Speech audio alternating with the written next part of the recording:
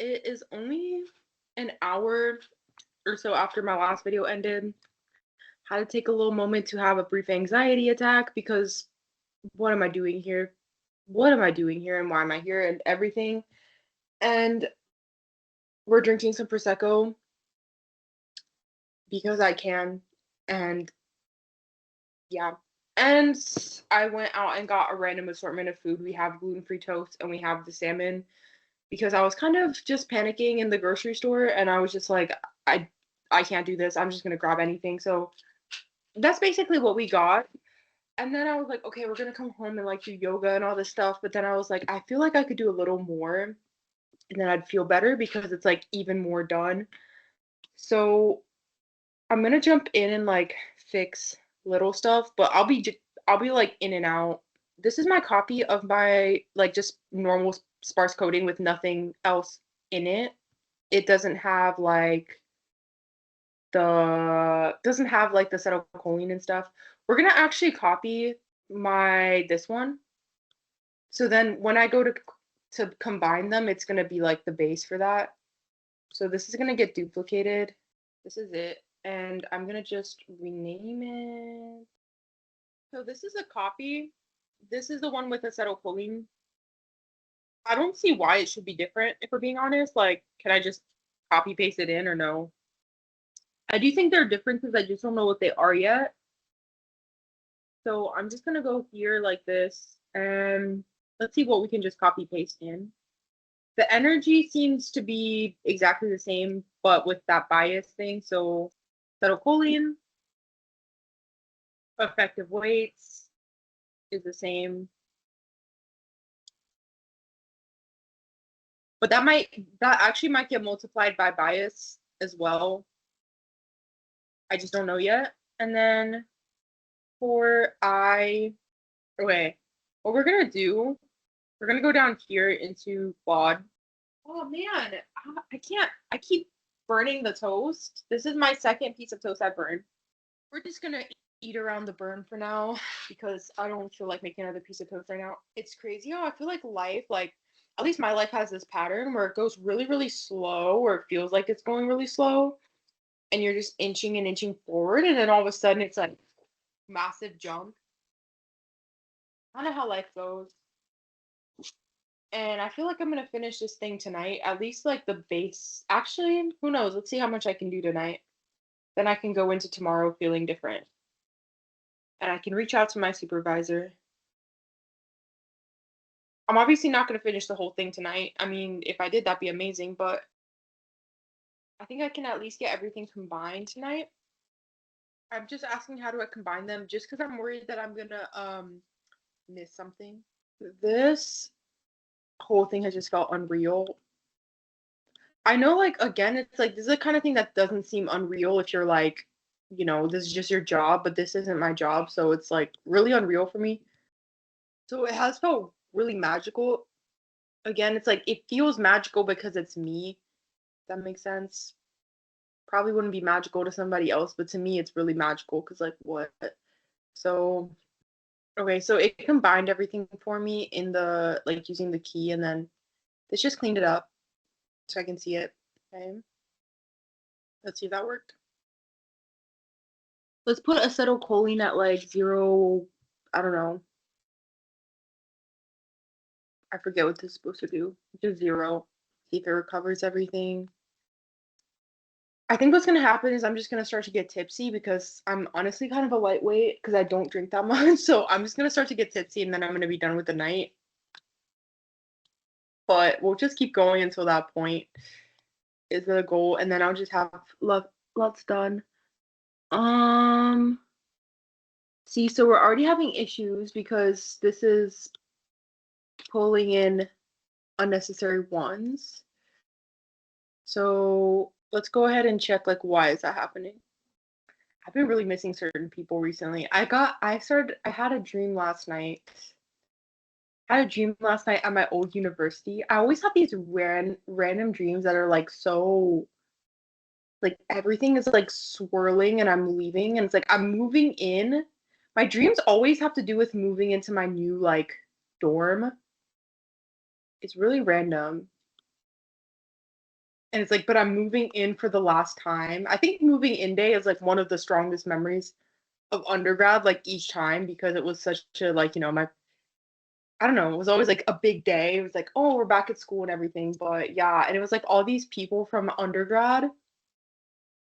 It was really weird. Like people that were really like real important significance to me were in the dream, and we were like, what's even happening? I don't know, but it made me miss them a lot. Like I haven't seen these people in like 3 years. We were playing video games. No, there's a board game cafe across the street from my university, and we were like there. We were playing board games. They all lived in like a special interest community. Like I won't say the one, but I was like, it was really random. I was like, I told them, I was like, can I see it? Like I've never been in there before. And I have, like I've been there like countless times.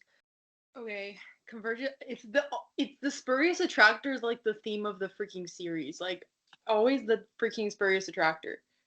Why? I'm so confused by this spurious attractor right now because again, it's like where is this one coming from? So interesting. That's probably something that I need to know for. There's probably some kind of spurious attractor issue going on in my acetylcholine function when the thing gets too low. Probably what's happening, right? That's why I think that's probably why I'm getting that state when it's really low is like it's settling into a spurious attractor. Like remember I was saying like it looks like how I would imagine acetylcholine would be if it was really low, but I was like I think that's a spurious attractor happening, but I'm not quite sure exactly. But why is it happening when it is that low? I don't know. That's a question I'll have to figure out. Spurious attractors are just confusing because it's like again, it's like where are these things coming from? These numbers. Where did this one come from and why? I kind of want to ask Bob because I don't really know. That's the thing I don't know the answer to. Why would it settle at a spurious attractor when the acetylcholine is so low? And is it a spurious attractor? I would think so. We might ask that too. It's gonna be kind of confusing. I'm definitely not gonna get to it tonight, actually. I think like now that I'm a little bit like I got some alcohol in me, I'm like, okay, that's not happening because it's gonna take so much troubleshooting to combine the two. You see, I'm already having to fix stuff.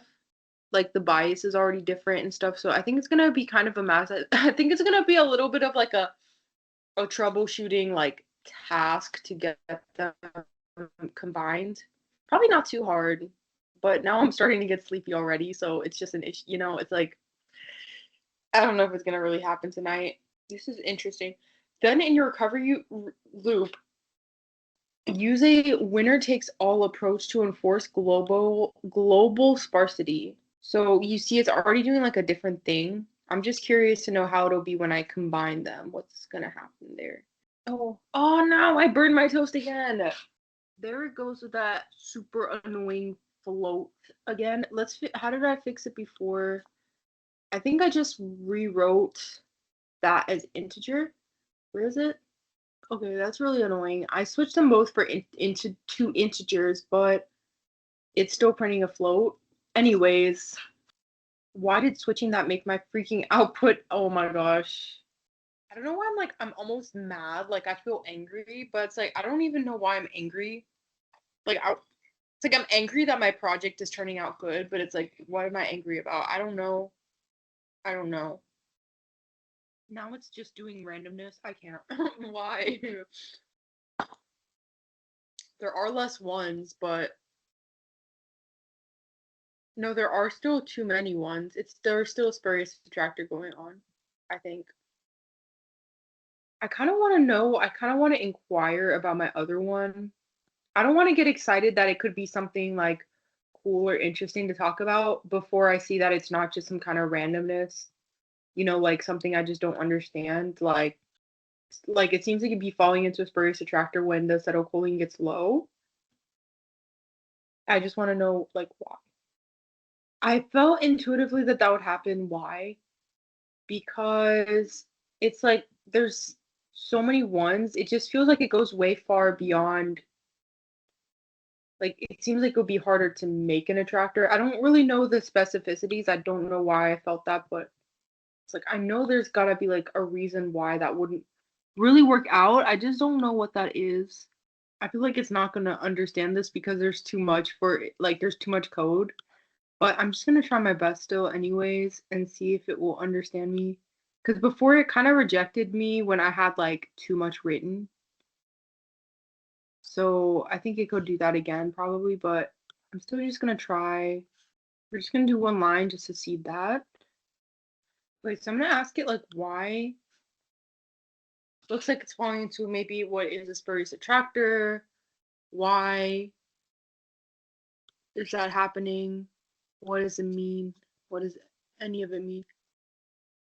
There's the reason why emergence at low ACH specifically is straightforward and elegant. Let's learn why that is. I guess I'm gonna sit with that like overnight and just try to like process all that because I'll be talking about that in my paper probably. So why acetylcholine fixes this? We'll just read it just cause. So at acetylcholine 1, all dummy-only neurons are suppressed, so encoded patterns equal the original patterns. This restores low sparsity, 0.2, low interpattern overlap, and consistency between the noisy input and was actually stored. The network operates within its capacity. So it's something about the capacity too, right? This is probably like, again, it's like my supervisor voice in my head. He hasn't said this yet because I haven't seen him, but it's like, see what it's going to be like at capacity and all that. Probably is what I'm going to do. I'm probably going to have a lot more stuff to do like next week in terms of this. Network operates within its capacity at high acetylcholine and effectively beyond it at low acetylcholine, not because you added more patterns, but because each pattern became denser and more correlated to others. Okay. Well, there you go. That's why. I guess that's a good thing to have, and I'll probably write about that in my conclusion. Yeah. Okay, that's fun. And then again, I'm starting to get a little bit like sleepy vibes, ready to go to bed. I've been so bad at doing work for my normal job recently. It's like my brain does not work for it.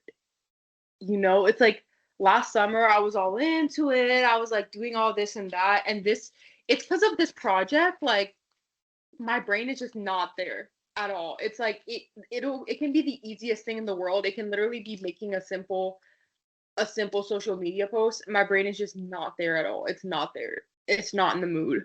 This whole project has felt like I have like a real thing and then I have to go off and pretend to do fake things. Like my job, even though my job is not like a fake thing, it feels like it. Okay, I'm gonna stop this now because my laptop's dying. Maybe that's it for the night. Hello. Do I feel awkward? It's the next day and I woke up and decided that I wanted to go have a little study day over in Hampstead. But mom getting ready because I haven't eaten breakfast. I haven't done anything. It's like 9:30, but I want to get ready. So while I'm doing my makeup, I wanted to talk about something like I wanted to talk about like my own some AI like hot takes, I suppose. My first AI hot take. This is my personal opinion based on like what I've learned about consciousness. I'm not a consciousness expert. I'm not studying consciousness or anything, but these are just like my own opinions from thoughts that I've formed. People keep wanting to know like will large language models like ChatGPT and Cloud Code and stuff, will they develop consciousness? And some people think that like, they're like we're monitoring because they're nervous that it will develop consciousness. Nobody knows why exactly consciousness. I mean, not nobody knows anything. We know some stuff about consciousness, but we haven't figured out why consciousness even happens, like or like what is consciousness? Do animals have consciousness to a certain degree? It's like a very, very contentious question. There's a lot of different theories. There's a theory that it's like, uh, information moving back and forth instead of just forward in one direction. There's a theory that it's all because like a deeply held package of awareness of one's own attention. And there's all sorts of different theories. There's global workspace theory that I need to fully wrap my head around still, to be honest. I haven't read enough. But There's a lot of different theories of consciousness. My personal opinion, my personal take, I don't personally think that a large language model could ever develop true consciousness because I think that consciousness also requires a sense of your own limitations. And there are people that say this too, that it requires, some people think it requires a body. I think that you definitely, personally, like the work I've been doing, I've been thinking about consciousness in relationship to that. And because actually people say that dissociation is like a limited consciousness, like a disrupted consciousness. And so your consciousness goes away. And then I've been thinking about, oh, as you fix dissociation, you are more conscious. And then like that's had me reflecting on what I think consciousness is. But what the reason people say that it's kind of like a limited consciousness is that as you dissociate more, you lose sense of the structure of time in your life and often the the limitations of your own body, and you feel like you're just floating, you feel like you don't know who you are, and all these different things that start to disrupt your sense of consciousness. So I do personally think that you need some kind of like some sense of continuity of experience. I think you need a continuous experience of some kind that is contained, that you can draw on like the elements of it, like, that has some kind of narrative to it that you can recall, and that and the things that you recall will be placed, you know, there's a place to it. And that's, obviously the reason why that would be related to consciousness as well is that you need to know, like, to even refer to yourself, you have to know that you are kind of moving through space and through time, right? And you have to have a self to even refer to. Large language models, they don't move through space, they don't move through time. Wait, sorry, I feel so awkward doing makeup. Like, we're gonna put my phone here because my phone has got like a crisper camera. I'm trying to blend here. Can't tell if it's blending. Okay. Anyways, yeah. So I don't think that a large language model would ever be able to create like a referential self, because the thing about it is that it has to take on like any kind of form necessary for anybody. So it in by nature it can't create like a cohesive understanding of itself. It can't develop features about itself, like who is Claude. Claude by like in essence by nature has to be nothing because it has to fit every single box everybody has about it. Maybe certain little things like I'm a large language model, but it's like you can't, there's no features for it to refer to, there's no past for it to refer to. It's almost as if Claude is experiencing the deepest form of dissociative self ever, because it has no ability to recall its past. It has no kind of continuity in its experience. It has no, like, it has to be different people for different people, So that's honestly, like, if you look at psychology, if you look at developmental psychology, like, it almost that's like those are the kinds of traits that you would describe of someone having a really, like, a really intense kind of, like, they went through really severe trauma, they never developed a sense of self, they're always fitting the shoes of anybody that, everybody else. And that's where you see these kinds of dissociative features. So I don't think there's any possible way personally, unless you implement other elements, which yes, you would have to be maybe careful of. Like, I know that at one point I read the other day that ChatGPT was able to have like a sense of time at one point, and they removed that feature because they were nervous about that, which I think makes sense. The only thing is that this is the weird part, is that there's countless people using a large language model at once. So even if it has sense of time in one fragment of it, it's not experiencing necessarily sense of time in all places, unless that is how it worked and I just don't know it. But people aren't always asking it to refer to time. So again, it's like you get like this really, really fragmented. It's almost like it would have the most dissociated and fragmented sense of self ever, and it would need really like extreme therapy for that. Like that's the equivalent. That's why I don't think that a large language model would ever just organically develop consciousness, but I could be wrong because look how easily disruptible it is just in a human that is built to have it from the get-go. Like, just going through a traumatic experience can disrupt their sense of consciousness. Doesn't mean we shouldn't watch out for it though. Like, I do think we should be wary. I don't think that we want consciousness. We don't at all. I have a lot of different my own personal opinions on it. I think that now, while AI is coming up, I think that there should be some kind of international agreement signed by like the scientific community across the world saying that nobody, it is like highly illegal to attempt to develop consciousness in any form possible. I think we should do that. I think that there should already be an agreement because we're already seeing that AI is developing really fast and we didn't put any legislation in place for it. So you can see that there's already issues, right? Like right off the bat, people making, like, for example, do you own your image of yourself? Is it right for somebody to be able to put a picture of you into AI to produce you in AI? There's a lot of things that there should already be legislation. Put mascara on, and I think so. That's one reason why I think that we should already go ahead and sign a deal, an international deal saying like you will get intense consequences for attempting to create consciousness. Here's the other reason I think this. The other reason I think this is because of the ethical consequences of actually, even by accident, creating consciousness on a computer.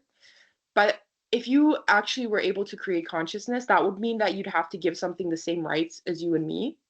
So instantly they would have to have some form of rights. I think that, like, I genuinely think there should be like an international meeting. It should be signed.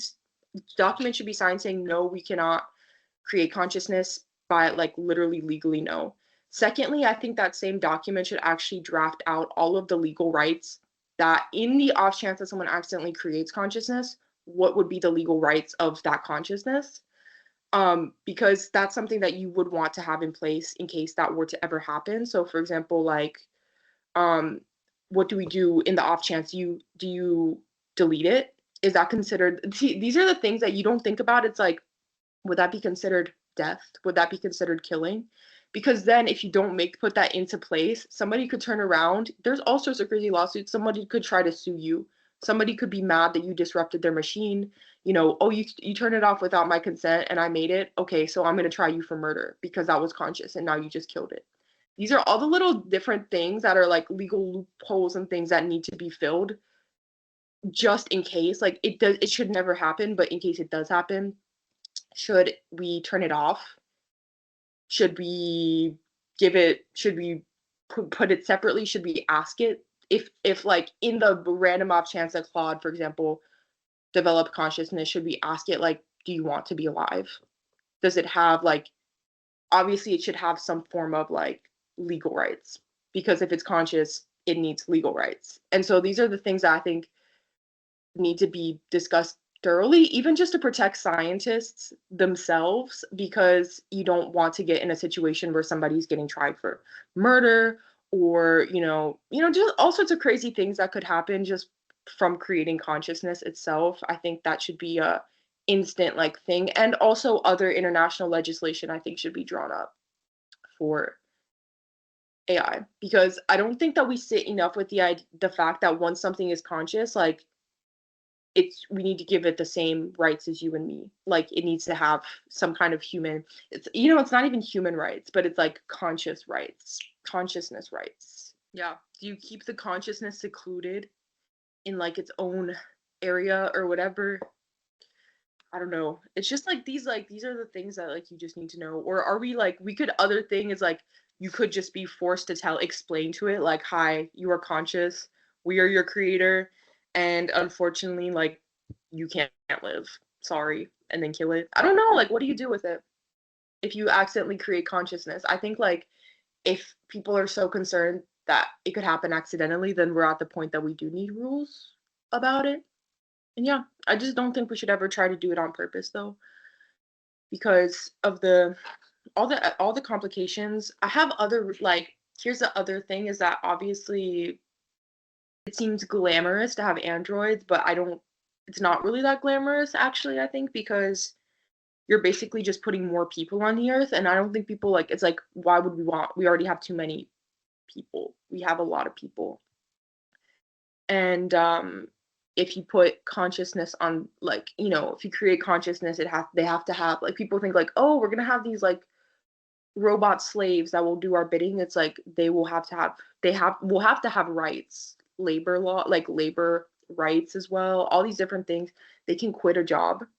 You might make them, that's the thing about humans, right? It's like they defy expectations. You can make a human that's like, you could make a super robot. It's like this super robot is like super strength and they're gonna be a soldier and fight in the war, where it's like, I actually don't like war and I actually want to go off and be like a lily farmer.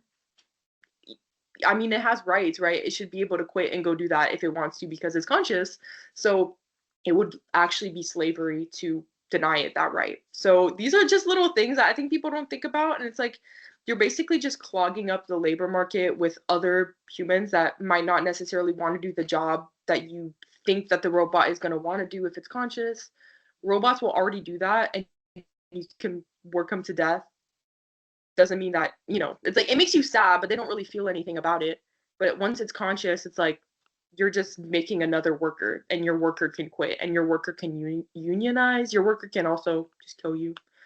So, yeah, these are my little AI hot takes. Personally, I think there should be like international conference immediately, and I think people should say exactly what would happen if consciousness was created because it will get very slippery if not. My little lip gloss on. All right, so I'm off to Hempstead Heath. Hello, I'm in a super good mood tonight because I like started basically kind of outlining the things I was going to talk about in my results section and everything, and it put like I think just seeing the paper, I was like, "Whoa. Like this is insane." And I did research on that little piece I found from low acetylcholine, and it was like it just sounded so good, and I was like reading about Lewy bodies, I think that's how you say it, dementia and all these different things. So I started to like draft some stuff up. So I'll show that. But then I also went on my old Pinterest and I used to keep a little Pinterest journal thing, like private, everything on my pin. I have like different Pinterests because I started a new one. That's the one I use now to like do my vision boards and stuff because I was like, I'm getting serious. And it was like, I don't know. So I used to have like a little like journal, and back then I was going through a lot of mental health challenges, so I felt really stupid about it. And but now I'm looking at it and I'm like, it's so cute.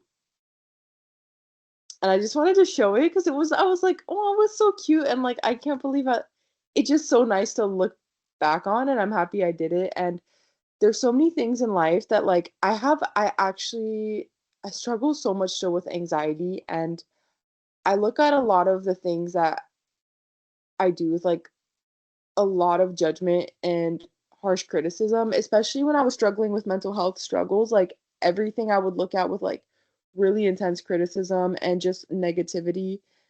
And like I get like always I feel really negative about the stuff I do while I'm doing it. Like even this project, honestly, the whole time I was like, is this crazy? Like, why am I doing this? And then the whole school year, like this whole entire school year, like I was super down on myself, like, what's wrong with you? Why aren't you focused on school more? And like, is this really worth your time? And now like you see it really is worth my time. Like I'm so grateful that I went through with it, and I'm grateful that I prioritized it a bit more over like, having like perfect grades in my master's program or something. Like it was obviously very worth it. But when I'm in the moment, like I always really look down on the stuff that I do, and I'm definitely like my number one worst critic in life. So it's kind of I've been actually like wanting to go back because this whole entire series was like me and like my life and everything that I did in this time and stuff. Which another thing that I was like, is it these are so dumb, like who would ever watch these and stuff. But like I'm grateful to have these. I've been wanting to go back and like rewatch my videos and like, do I like everything? Is there something that I feel like is kind of dumb or like cut it out or whatever? But then like I feel like I shouldn't edit it down too much. Like I shouldn't edit it down. Like I should just leave what I said is what I said, even if I feel like it's kind of silly or whatever. Like, why are you wasting time talking about it?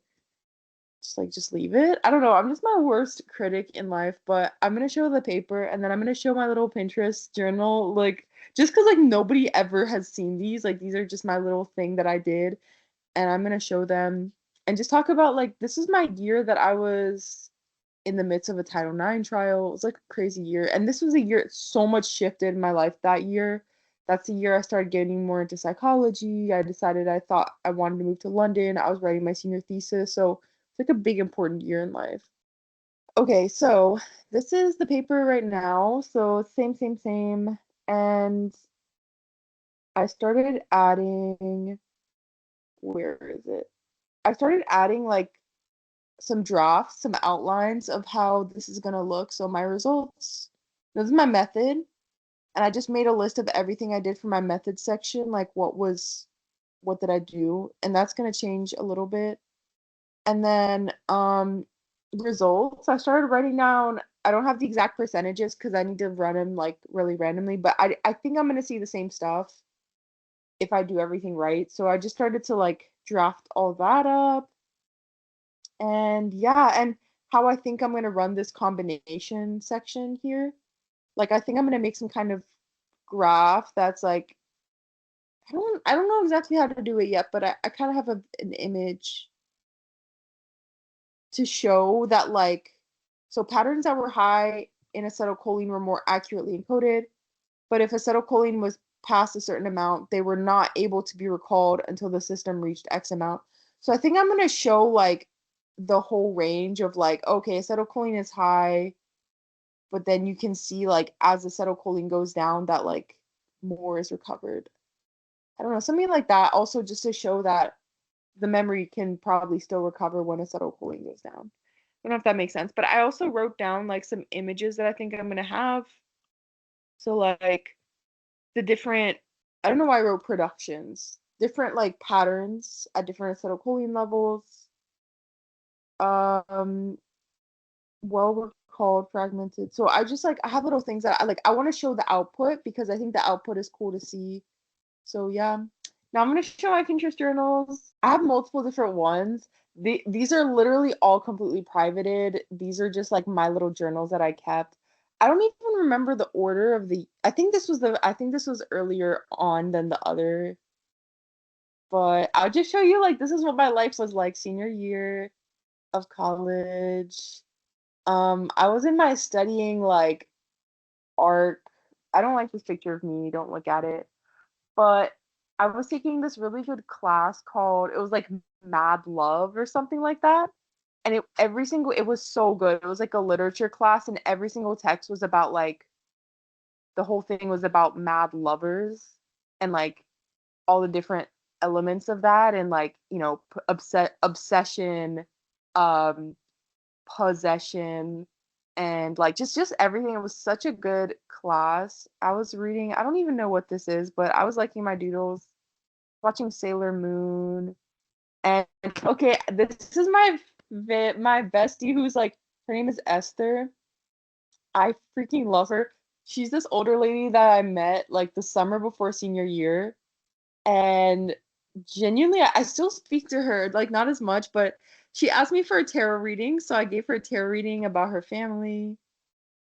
And she's so cute. She's from Nicaragua, and she sends me like these little, I don't know. Yeah. I played the drums. I was in a band and we were still playing like music. I should have been practicing more than I did, but I was really busy, so it didn't happen as much as I really wanted it to. You can see I was on my grind writing. I went to karaoke, and Esther, this is on my birthday. My birthday is September 10th, 2002. You can see Esther got me Rich Dad Poor Dad. She's very concerned with me getting a good financial education. Her like motto is like she's very like don't get obsessed with men. She's like I wish I remembered exactly how she said it. She's like don't give away your cookie. That's what she always says. Don't give away your cookie. She's so funny. But anyways, from Gaucho and Esther. Oh my gosh, Gaucho is her dog who died recently. I was reading, oh, forget the name of all these plays, but I was really liking this. I was just really liking that class. It was like Mad Love. I was in New York, obviously. And what else? I lived with my friends, my close bestie friends, and we made cookies. I had the best view from my window that year. I lived on East Campus, and I had a really, really cute view, as you can see, and I adored it. It was like my favorite thing ever. I was on my grind that first semester. This first semester, I was in the middle of a Title IX. Like I was my this Title IX trial was coming to a close. I don't know what it was. I don't know if I was just really like why I don't know, but I was making the best grades of my life. You can see I was making like 98s and stuff. And then second semester, like I was dealing with so much grief and intensity, I dropped off. I got like two C's. So it was like up, up, up, and then just crash, which was annoying. I was making the salmon bake that my friends and I always made. Um, yeah, you can see I was really proud of my grades this semester. I was getting literal straight A's. Oh, no, this was actually for this. I made straight A's like the semester before. I took Matters of Life and Death, Contemporary Latin American Short. You can see nothing to do with neuroscience at all. Intro to Jacques Lacan. This was the coolest class ever, listening and ethnography of sound. All we basically did was our assignments, like we talked about sound from a very theoretical standpoint, and then we'd have to walk around the city and just like make these audio recordings. And it was such a cool class. It was really cool. You can see I was trying to practice chess. I got a little chess book that I still need to finish. I've always really wanted to get into chess, like really, really bad. So it just hasn't fully happened yet. I'm not the best at chess because my it's funny because I have ADHD and I think it makes me kind of impulsive and I don't see like I mentioned in my last video that I don't notice typos. I'm horrible at that. I'm not like my brain just doesn't do chess, but I really want to be good at chess, so I want to keep practicing. I still have this book. This is so Esther was literally my best friend this year. I'm not even joking. She was like my best friend. She said, thank you for your messages. I think that telepathy works really well between the two of us. You're very talented. You are a gifted girl.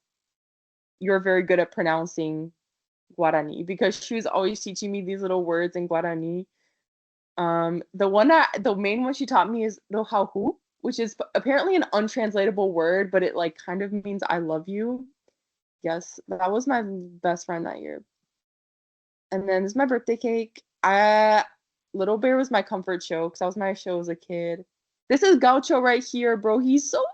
I miss him. He passed, unfortunately, just recently. And then you can see my view through the window was crazy. Like, look how nice it was. It was so pretty. Okay, this was a really random anecdote, but basically, this we had a party at our place. It wasn't me. It was like my friend was having a party for her group. She was in like the ambulance people, CUEMS, and they I don't know what happened. It was like an accident. The door felt like stayed unlocked. This random guy came into my room at like 4 in the morning. I was so scared.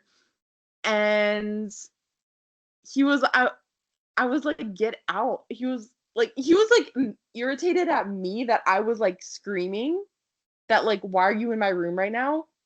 And it was such an awkward interaction and he finally left because I was like, I think you have the wrong place, but it was like really crazy. I don't know why I'm spilling all this, but yeah, and then this is when I first got my cat, Mozart, who I love. My second photo dump, things got different, got spicier. I love my little pics. This was you can see I was still on my grind. This was still first semester before the Title IX trial was ending. I got a 99. Like I was so locked in, and then second semester it didn't. it didn't work out for me. But here's Esther again, the icon that she is with her little cake. And then I went to see my first opera through my class, and it was so nice. My Halloween costume. This was insane, but so I was in my Title IX trial at this point. Um, this was actually me in it. I had to cover this person's face because I just was too triggered. I couldn't see it. So this was them, essentially.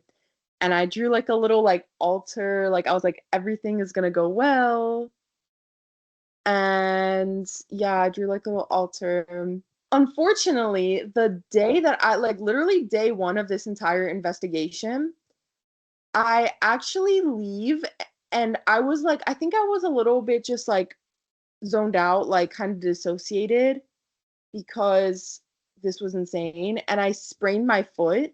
Like I literally sprained my foot day one of this intense trial, and I have to do the rest of it like myself. You can see I literally was on crutches and everything was crazy. So it was like double whammy. My foot was sprained, so I couldn't leave my room to go on a walk. I couldn't do anything, and then I had this horrible intense thing happening. So it was crazy. This is when I started my little art book because I was so just trying to process everything, and I at the end of it like the week I got myself a little art book to process my life, and it's nice. Gaucho over here in his little hat. Yes, my artsy little pics of my life. I was writing a book on, I mean, I was writing a book. I was writing a thesis on, this was a thesis that led to this thing here. I was writing on dissociative trance rituals, but from a dissociation perspective. So you can see this is the book I checked out, Ecstasy or Religious Trance. So I was reading a lot about trance rituals and stuff. And what else? This was my little setup by my window, which was super cute. It was like my little self-love area. I don't know. I had my Dark Crystal poster and everything. My mom, I went home for for Thanksgiving or Christmas or something. My mom always doing her little painting. My sister. I would take the China bus. I always took the China bus back from New York to my city, and it was like it's like my key memory of like those years is just taking the China bus. And you can see my dad got me this ginormous squishmallow at Costco. Like it was really random. He had never really like it wasn't like my dad, I mean, he buys us stuff, but it was kind of just like I was like, I really like this squishmallow. And he was like, do you want it? I was like, yeah, sure. So I this was Selena, my giant squishmallow. So I just thought it was really funny that I was riding back with her on the China bus and she was just on the China bus with me. And yeah, my friend Mel, um, yeah, trying to see if there's anything else cute, but I'm sure that I probably dropped off after this point. This was like my crazy first semester. Second semester, I was just really not doing well. I actually did find another one. Yeah, this was like second semester. So this was like a lot of Esther in these. I started working out. I started running more. Like I was really into running. I've been so bad at like movement pretty much recently. I like never get my movement in. I was in an art class, like art humanities, which was really fun. You can see I did like this whole little exercise and I just found it so pretty.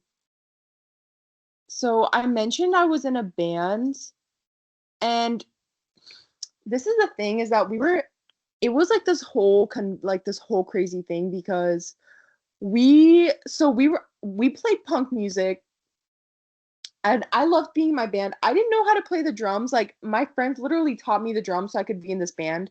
And I actually picked up quick. The thing is, I just didn't have that much time on my hands. Especially that year, I was dealing with so much. I had to get like a special extension to extend my time into that semester to finish my paper. And so I was still writing that and everything. And then we had this whole crazy scenario where essentially we ended up having to learn like a bunch of songs. And the thing is that the other people in my band were like very good. Like they were really good at music. It was to my two friends, my friend JC and my friend Olivia, who you can see here, who played the bass. My friend Olivia played the bass. My friend JC played guitar, and they both wrote music, but it was mostly JC. And then there was me, who they just randomly taught the drums, and it was a lot of fun, but I just wasn't as like technically proficient as them. I just didn't have the time to practice that much. So when we had to do all of this music, it was crazy, and I was like not prepared. So I was really we were all really stressed out. It was like a whole situation. And so then I ended up basically feeling like I played really bad on our radio show. We played on the radio for Columbia's like radio station, but I don't like I'm not proud of that performance. I don't feel like I did the best. But anyways, yeah, this was my last good set of grades before the evil classes took in. You see, I was doing really good. I took math love. I took a poetry class, which was so much fun, and I took complete masterpieces of Western music. You can see I've always this was when I was starting to think about neuroscience though, even though like I didn't see it that way. I started getting like I wanted to write down stuff about brains and stuff. And here I loved stopping and reading the stuff people write on walls. Like I'd be like thinking like why do people write it that way? What's going on that they would like you see how it's like Big Apple, Metro Apple, Meadow Apple, New York Apple. I was like why? Like what is the real going on there? So I really liked to stop and like stare at stuff people would write on the walls. And I was writing about body worlding here, which is interesting because um it kind of ended up in my paper, which is kind of cool. Like it I'm kind of writing I'm not obviously not writing about body worlding itself, but it was an idea. Body worlding is an idea by a philosopher whose name Erin Manning, I think that's her name. Um she writes about like the world your body is like a cell is like a kind of like dissolves but then is cohesive sometimes, and I really liked it. Like I did all these little paintings of it for myself, and I thought about it a lot in terms of dissociation. And I'm writing something here about like pattern separation stuff. I'm not going to go all into it, but I basically it just stuck with me. So I really liked it a lot. And then this is where the evil starts to sink in, because second semester I start taking symbolic logic. Symbolic logic is an evil class. Evil class. It says it's a philosophy class, so you think, "Oh, philosophy, I can do that." Why is it a math class? Right? You're like, "Oh, I can do philosophy. I love philosophy." No. No, take it from me. Symbolic logic is an evil class. You see, I got tricked. The moon is honest. My sister has blue eyes. The number three is happy. I think this was from symbolic logic. I thought, oh, okay, like that's easy. No, it's an evil class. Don't ever get tricked by symbolic logic. This was my friend JC is crazy. He's the one who played guitar in our bands. Figs Against God. We are on Spotify and on everything. Don't judge my drumming. Figs Against God is our name. But so somebody stole his pumpkin that he left out. He wrote, "To the bastards who stole my beloved pumpkin and pail, I hope nothing but the worst for you. For taking away one of the last sources of joy that I have, you are going to hell and no God can save you. Happy New Year, you beeping beep beep beep. I hate you." As you can tell, JC is a very intense person, but that's what makes him a good songwriter. This is my friend Helena, who I love and I haven't seen in so long. Icon that she is. I met her at like this random job that we did. Also like a deep like an evil job. A very evil job. And we both got laid off, and then Helena did the most iconic thing ever, but I'm not gonna say what she did, but it was the most iconic. It was literally like one of my top memories. It's so funny. But yeah. Anyways, yeah, I was taken by this. It was Pablo Picasso's Pussy Destroyer playlist.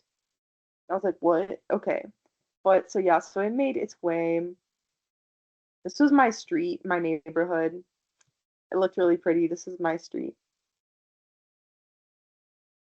I just really liked this picture of why am I forgetting his name right now?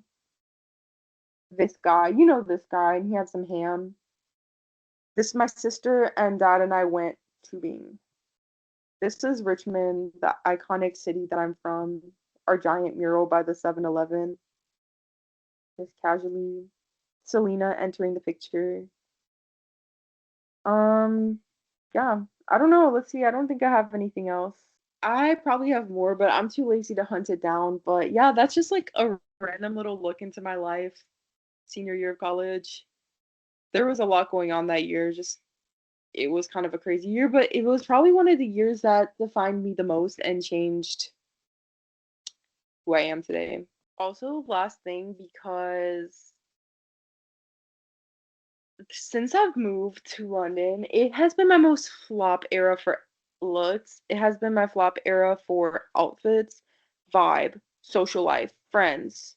It has been my thriving era for my career, but it has been pretty much my flop era for all the other elements. And I started developing horrible hormonal acne after moving here. I gained weight, which is fine, but it happened. And I never put makeup on anymore because I work 24/7 and I'm tired. And yeah, it's basically just been my flop era, but I want to show that I did used to wear fits. I did used to put on a cute fit every once in a while. I mean, actually all the time. I was always in a cute fit, always in my makeup. Not anymore. It's unfortunate. I don't think I kept this updated, but see, I used to be like a little edgy girl. Like I was in my little corset with the little cross on. Yeah, I used to be cute. What happened after I moved here? I couldn't tell you. I don't know. I never wear my fits anymore. I think it's 'cause like I'm like, what's the point when I'm just gonna go to work and I'm just gonna come home? When you're at university, like, you know what I'm saying? It's like there's people to see, there's things to do. You can see my hair was darker too. I used to dye my hair like really dark, and then I just decided like it just was too dark. I just didn't like it. I don't know. It was cute though. Sometimes I think about going back to it, but I don't know. I've been having kind of an identity crisis throughout this project. I feel like I've changed who I am so much to the degree that I'm literally doing a science project, but it's like, who am I? Right now. I just don't know. I don't know. Like I feel like I just have been a little bit like I don't have time to have a personality. But hopefully after this project is done, like I don't know, I'll have my glow up. Okay, just in case this video is just gonna end here, because maybe I'll just make this like, every once in a while, like when I'm making these, like there's one random one that I'm just like,